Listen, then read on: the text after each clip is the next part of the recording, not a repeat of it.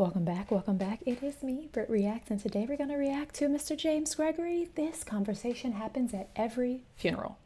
Let's see what conversation that is. It was always about the food.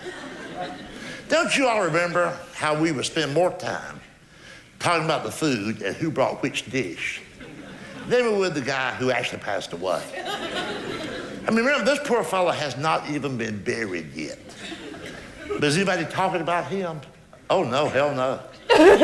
Here's the conversation you hear. Well, I see Elizabeth brought that damn macaroni salad. I knew she'd do this. I guarantee you one thing, if it had been somebody on her side of the family, Should have bought a ham or she'd something. brought some kind of meat.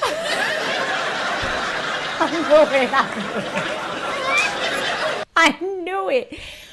This man is so Southern personified. It kills me. I was in stitches. I genuinely am so glad that this popped up on my feed, like this being him. I identify so much with this. So I also couldn't figure out what about the way he speaks was so intriguing to me outside of his very Southern accent. I've just figured it out. And this might be weird to people that I notice stuff like this, but I know it's not just me. He has a lisp, but his lisp is because his tongue is too wide for his mouth. And there's a name for that condition. I'm not 100% sure what it is, but I went to college with and was really good friends with a girl who had the same situation, and she's the one who made me aware of it. Like, it's not just any lisp, it's because my tongue is too wide for my mouth, and so it makes his accent and the way he speaks, I don't know, it's like enjoyable to me. But I just figured that out. Like, you can literally look at how his mouth is closed and see that his tongue is like wider than his mouth. It's wild.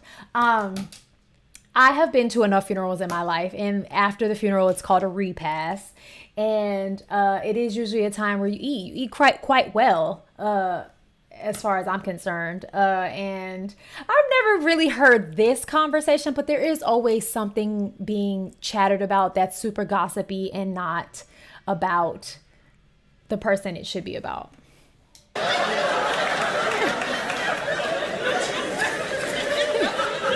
And let me tell you what I'm talking about. And don't let this go no further.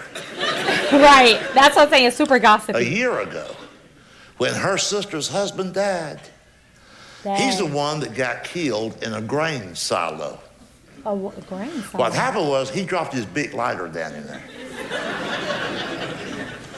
I told the damn fool, I said, I don't think I'd go in there for a big lighter.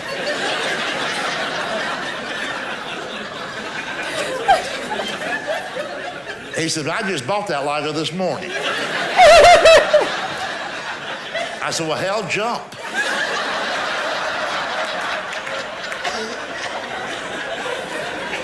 I thought it was an old bit.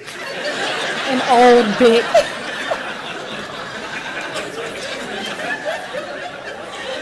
Anyway, when he died, that being her side of the family, hell, she baked the ham. I told y'all, didn't I say it? Didn't I say it? I told y'all she would have baked the ham. I'm telling y'all, I was raised in the South by a bunch of New Yorkers, but I was raised in the South. You don't know what kind of importance a ham has to a church function until one isn't present. She says she baked it.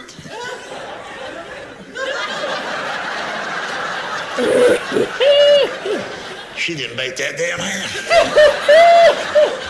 It had pineapple rings and cherries stuck on it. Crap. I said, that's a damn Winn-Dixie ham right there.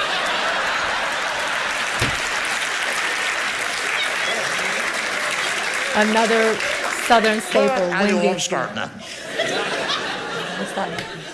And get this.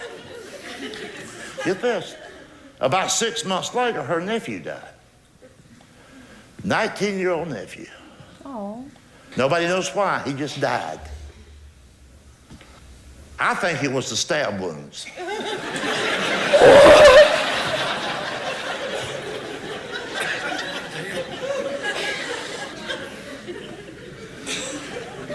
The stab wounds is crazy to say. Same thing, another damn baked town. About a year after that, another close friend of theirs died. We all about her side of the family. I told y'all. Uh-oh, my baby's crying. It's gossipy. It's just gossip. This is like my grandmother and her friends. They will talk, and be like, but you didn't hear from me, or I wasn't talking bad about her. I'm just letting y'all know. It's like, girl, you at somebody's funeral spilling tea. Uncle. She shows up with 9 pounds of boar's head roast beef. That's just her showing off right there. 9 pounds is nuts. That's nuts. That's expensive. She also brings along 4 or 5 loaves of that Jewish, high-dollar Jewish rye bread. Talk about showing off. There ain't no Jews in our family. And everybody else, we're just country folk. I don't like rye bread. Half people wouldn't even touch that food. You can hear them back there trying to fix a damn sandwich. Especially the old folks. She really brought like sandwich meat to the funeral? That's weird. Damn sandwich. Especially the old folks. Hell, I can't eat this. I got square meat and round bread.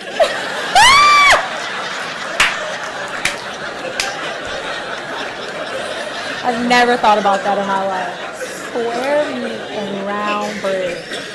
You know what else she brought? Some of that spicy brown mustard. Ooh, love that. When I saw that brown Isn't mustard, that for like pastrami or corned beef? Here today. Not roast beef? Real country folks, real Americans, full-blooded Americans, just don't eat brown mustard. It ain't right. There's some things in this life that's supposed to be yellow. And damn it, mustard's one of them. This is when you know people are bored and they have like nothing else going on in their life, that they can complain about the color of mustard and the type of food that someone brought to a funeral. Petty Betty. So when I saw that brown mustard, I said, there's going to be trouble here today. I just know it. Lord, just help us get through the day. And sure enough, you know, when somebody dies, old people show up. Old people love funerals. And Murder, She Wrote. What's wrong with this You know man? how sad and somber the atmosphere could be when someone's passed away. People tiptoe around and they talk in whisper tones. But there's Grandpa, bless his heart, back there at the table trying to fix a damn sandwich. Next thing you hear somebody going, who mustard? Who pooped in the mustard is crazy. I love this man. I love how he can like really frame out Southern culture and like down to the conversation. It's so spot on. I love it. What do I need to react to next? Let me know in the comments. Have the day you deserve. Bye.